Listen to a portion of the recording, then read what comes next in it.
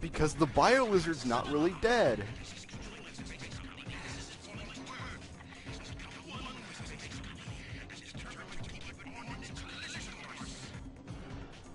So the Bio-Lizard wants the space colony to crash, even if we went through all that trouble. So what we should have done is just come and kill the Bio-Lizard first, which with all 6 of us in there helping would have went really quickly. 7 if you count Amy, but who's going to count Amy? Not me. That's Knuckles' amazing derp face. That might be my favorite camera shot in the whole game.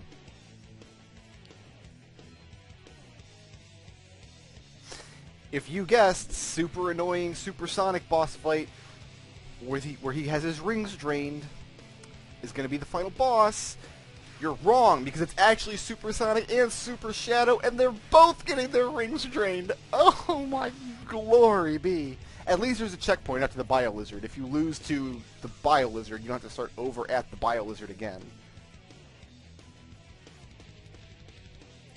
Also, not sure if it's a race thing, but notice that when Shadow becomes his super form, he turns white. Not really a great message to send to the kids. The final hazard. Here we go. Here's this boss fight. Look how dumb this is. I've got 50 rings. You push square to go down, X to go up, and you have to fly into his tumor. And then it explodes. And then Sonic will go off to find rings, and you switch to Shadow, where you do the same thing, only harder, with really hard to avoid pixie stick lasers. And if any of the lasers hit you, or anything hits you, you get knocked all the way back to the beginning.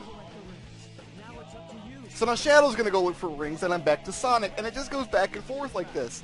And the people will tell you, like your animal friends tell you, hey, you know, if you're running out of rings, switch to the other guy. But as far as I can tell, there's no way to switch. I've looked for all the buttons, I've looked at online tutorials. Oh, I hit him and I bounced off, and now I gotta start over.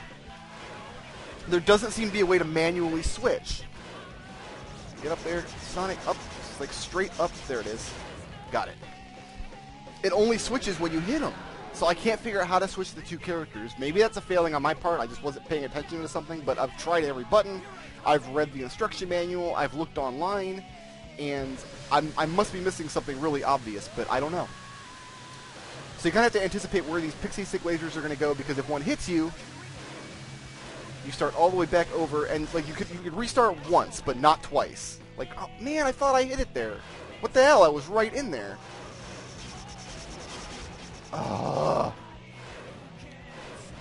Down to 27. There, that got him. For some reason, that first hit bounced me back. So now his tumor's going to start changing spots. So you're going to spend 30 rings trying to get close to him, but all just to have the tumor move, and then you're screwed because you don't have time to start over again.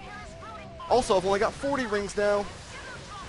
So this fight took many, many tries, which means starting over with the final hazard every single time, and going through the first hits, which are real piss easy.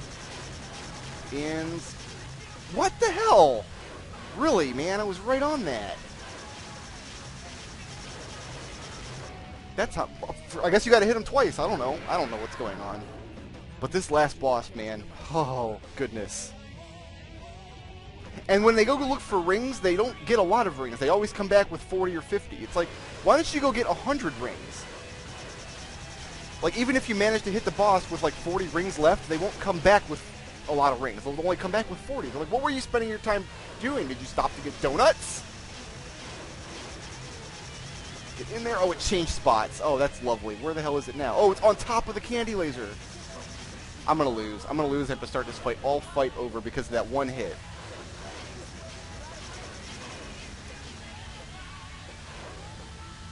Nine, 8, yeah, I'm screwed now.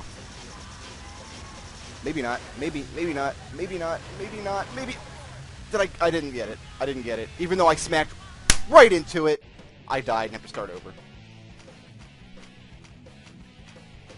Good times.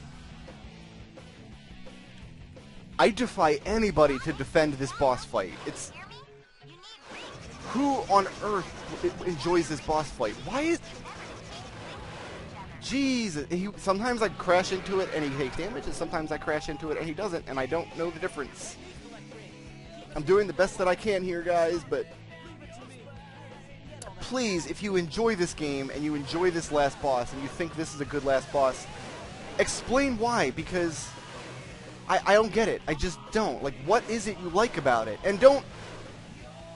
I'm trying to not be combative about this. I am actually interested in why people enjoy this boss fight. So, like, I'm not trying to be combative, and I don't want you to phrase it in terms of what I was doing wrong, because explaining what I was doing wrong in the fight is not the same as defending what you think is a good boss fight. So that's... I kind of want to educate myself on why people would consider this to be good gameplay.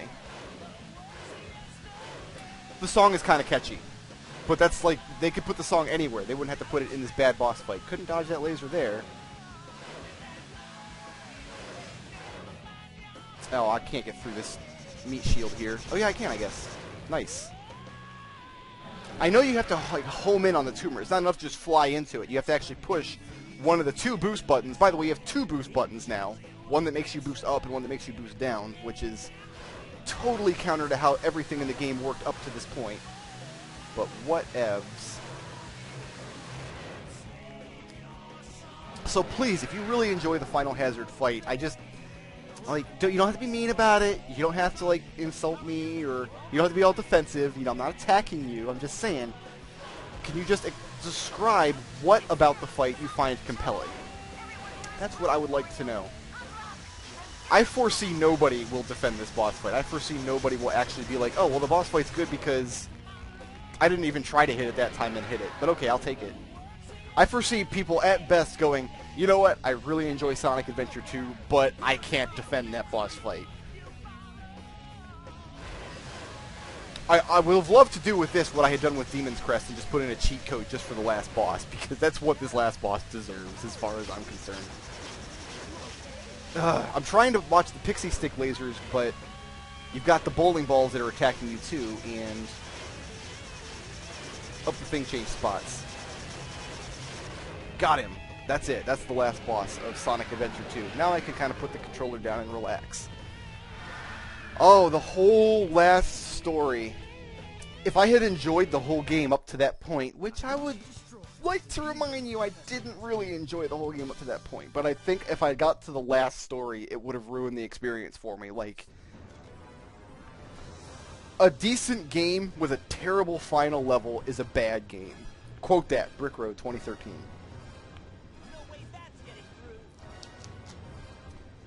Because a game, some people will tell you that a game is about the destination, and some people will tell you that it's about the journey. And the destination, people are like, oh, I want to feel like I accomplished something. I want to sit down and play a game and feel like my time was spent doing something worthwhile. And that's fine. And the other camp, the journey camp, will be like, the game is about the enjoyment you get out of it while you're playing it. As long as you enjoy what you're playing, it doesn't matter if you get anywhere or accomplish anything or whatever.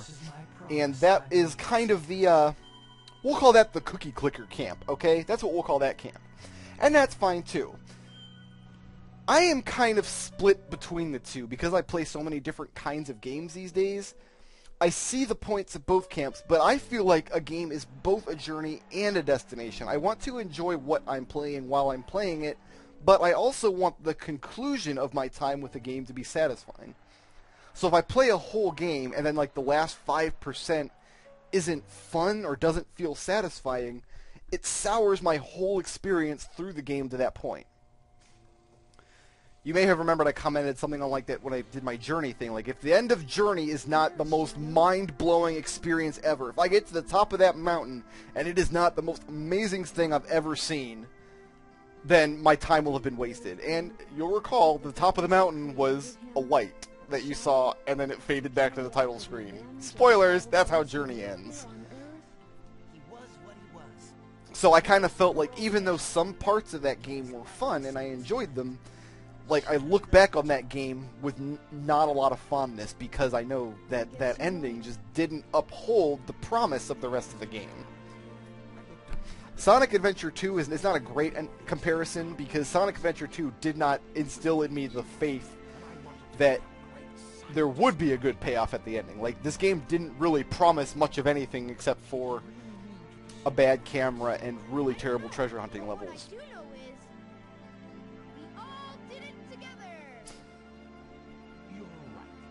Tails and Robotnik having a heartfelt chat just doesn't sit well with me. But at least I do like this. I do like that they're rolling the credits over the last cutscene. That's really cool.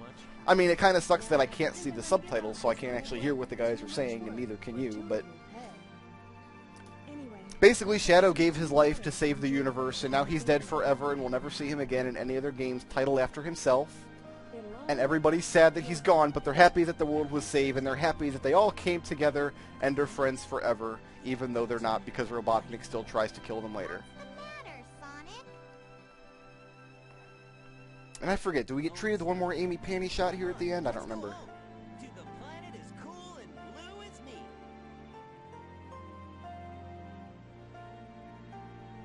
And I think that's it. I think that just about does it for Sonic Adventure 2. I hope I wasn't too much of a downer on you guys. I hope I tried to split my distaste for this game equally between just incoherent rage screaming about cameras and between actual commentary about the style of gameplay that it used, because that really interests me. Examining gameplay and what works and what doesn't, and more importantly, why it works and why it doesn't. And this game had a lot of whys to it. Everything I didn't like about this game, I could look at it and see the reason for exactly why I didn't like it and what they could have improved. That's a worthwhile experience to me, so I will not look back on my time with Sonic Adventure 2 as time wasted, I don't think. I did waste a lot of time. I had to do a lot of practice at this game. If I had just jumped in at the beginning recording the hero mode blind, it would have been a really negative Let's Play all the way through to the end. But because I had that first playthrough hero mode, I kind of knew what the gameplay systems were doing. I was able to get through the game a little bit punchier, and there's no way I could have recorded the last story without playing through it first. And I seriously, you guys, like 4.5 hours is what it took me the first time I played it. 2 of those hours were spent recording. I had to jump the video. Nobody, and you guys are going to put in the comments, oh, we would have loved to see it. We love seeing Brickroad Rage. No, you would not. This is not like my ill-fated Mazmune quest in Final Fantasy, and it was not like getting lost in Shantae. It was just disaster. It was my brain melting down and leaking out of my nostrils onto my shirt. That's how bad it got. It got so bad that one night I yelled something at the game, like, that I won't repeat because we're in polite company, and Peanut was like, I think you have anger management issues, and I'm like, no, I don't, and I was holding my hand because I just punched my desk and hurt my fingers, and maybe she had a point. Maybe she had a point, and she's trying to medicate my anger management issues with orange Fanta. And of course we have to get the really sappy epilogue for now, because that's why people play Sonic games. So the end, Dr. Robotnik and Rouge the Bat are both heroes, and Shadow the Hedgehog is the biggest hero of all. Literally, he is big as the earth. Thank you all for watching. I hope you enjoyed Sonic Adventure 2. I will catch you next time.